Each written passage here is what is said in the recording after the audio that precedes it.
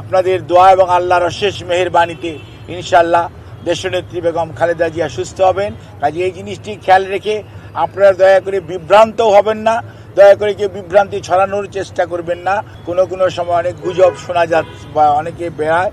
আমি সবাইকে অনুরোধ করব, দয়া করে দেশনেত্রীর এর প্রতি যদি আপনাদের শ্রদ্ধা এবং ভালোবাসার নিদর্শন স্বরূপ বিনীতভাবে অনুরোধ করব, আপনারা দয়া করে যে শর্ট ফ্যাক্ট এটার বাইরে কেউ গুজব ছড়িয়ে মানুষকে দয়া করে বিভ্রান্ত করবেন না এবং শুধুমাত্র আল্লাহ রাব্বুল আলামিনের কাছে দোয়া করেন।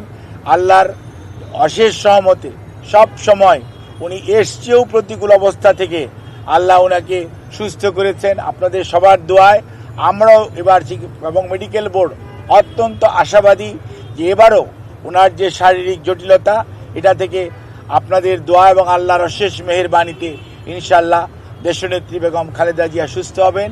আর বিদেশে যাওয়ার ব্যাপারে আমাদের সর্বোচ্চ প্রস্তুতি রয়েছে। যখনই ওনাকে বিদেশ নেওয়ার জন্য মেডিকেল বোর্ড যথোপযুক্তভাবে তৈরি মনে করবেন, শারীরিকভাবে মনে হবে যে ওনাকে সেফলি ট্রান্সফার করা যাবে। কারণ মনে রাখতে হবে 12 থেকে 14 ঘন্টা যখন আপনি এয়ার ফ্লাই করবেন তখন যে হাই অল্টিটিউডে মানুষের শারীরিক যে পরিবর্তন হয় সেটির সাথে খাপ খাওয়ানো একজন অসুস্থ মানুষের পক্ষে সব সময় সম্ভব হয় না।